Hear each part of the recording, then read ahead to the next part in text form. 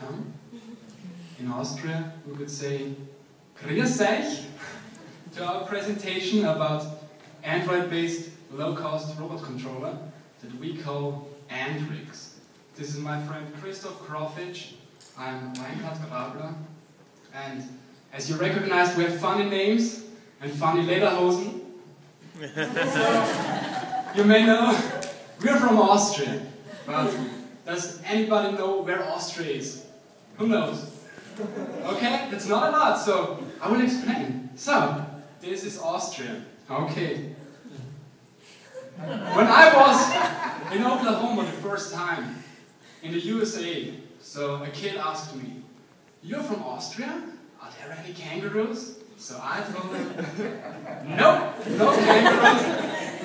We are actually in Europe, Middle Europe, and we're from the capital, Vienna, beautiful city. We're of District 20. There's the TGM, the former high school of Christoph and me, and the high school of Harry and the other guys who presented before. So, and there's also PRIA. So what is PRIA? PRIA is the Practical Robotics Institute Austria.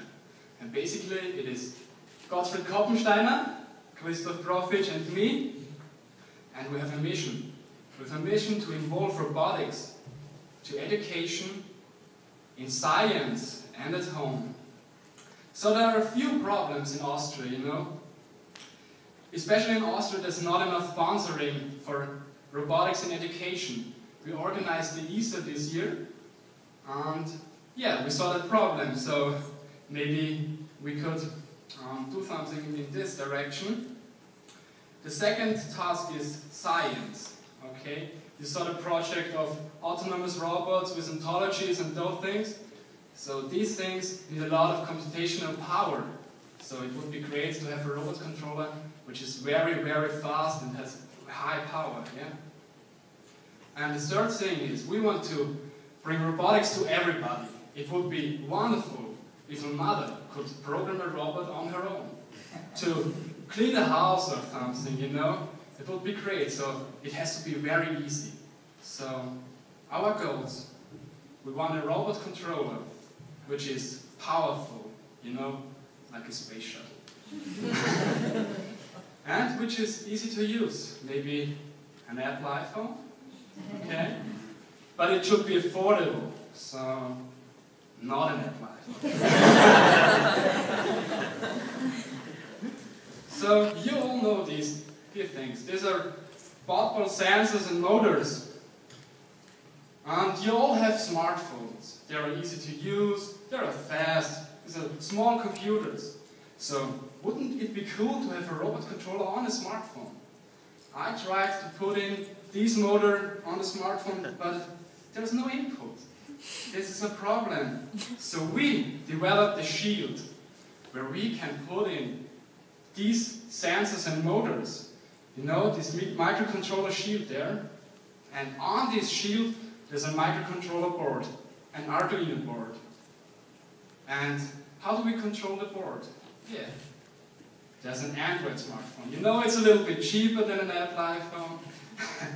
But maybe we'll adapt it to iOS too one day. But now it is only Android. And how do we program an Android smartphone? Yeah, with a computer. So we write a program on the computer and then send it to the smartphone and press a button and our program will run on the smartphone. So this is our approach. You see, there are the sensors, the shield, the microcontroller board and the Android smartphone. Looks pretty easy, but it was hard to implement. And now Christoph will tell you how we did it. Thank you. You may ask yourself now, what do I really have to do to program my robot with AndriX? And how does it really work? So in this figure you have a comparison between AndriX and CPC. On the right side you have the KISS IDE, you write a program in the KISS IDE, upload it to the CPC and execute it. Thumbs up? No, it's not. And on the left side you have the process which is going on in the CBC actually, for actually powering the motors and so on. So how does AndriX work? Basically, AndriX consists of two physical devices. The first one is the Arduino Mega ADK board and the shield.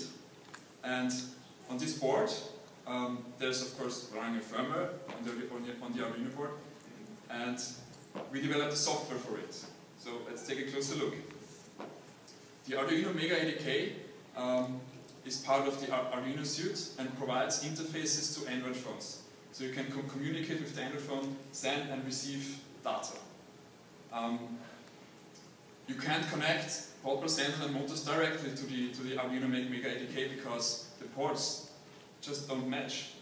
And that's why we developed a microcontroller, an electronic shield, which you just put on the Arduino Mega ADK, and it maps the ports appropriately for board stuff. So finally, we can connect 10 analog sensors, 16 digital sensors, 6 motors, and 6 servos to our microcontroller board. Additionally, we use a battery pack for powering them.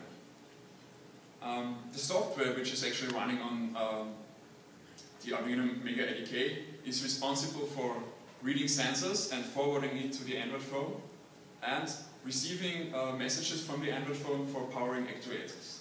So it's sort of a dummy software which just takes requests and does responses. Okay, here we are again. What's the second part? What's the second physical part of our controller? What do you think? Well, the Android phone, of course. It consists of two software parts. First of all, there's a library. Second of all, there's the user app, actually. Let's take a closer look again. The library is basically responsible for communicating with the Arduino Mega ADK board. So it requests sensor values, powers motors, and so on by sending requests to the board. Additionally, in the library, you can use take usage of internal sensors of the Android phone, for example, the accelerometer or light sensors, and you can use the Android camera for block detection, for example. The second part of the Android software are user applications. They're just the code the user writes for his robot, just like code you write in the KC program and then upload it to the CPC and execute it then. This code is represented as Android apps. So you have apps on your Android phone and just click to the user application and your code gets automatically started. And the robot does what you type a code for. Additionally, the user applications offers a lot of debug information. For example, there's a front end, a graphical user interface where you can see directly in runtime which sensors are read, what are the values, which blobs are detected, and so on. You can even, when you tap the smartphone screen, the whole program stops, and you can see which was the last state. And this offers a lot of debug opportunities. Cool, is it? So, okay. Now we've got one square left here, and that's the development environment. So, how does your code look like when programming AndriX robot controller? Basically, it's Java, because on Android, because due to Android limitations, you can just run Java code. And Java is an object-oriented language, and we think that Java is very beginner-friendly, but you know, that's a topic to discuss about. So, let me explain this to you. This code just drives a motor and waits until a digital sensor is pressed, and then turns this motor off. It's just a simple code. In the first two lines, I create the objects for motor and digital. The numbers in the brackets are the ports; they are connected. In the third one, I move the motor at a velocity of 1000, And in the fourth line, I wait until the digital sensor is pressed, and the last line just turns the motor off. It's just as simple as C, we think. So, okay, you got the final figure here. So, this is really important.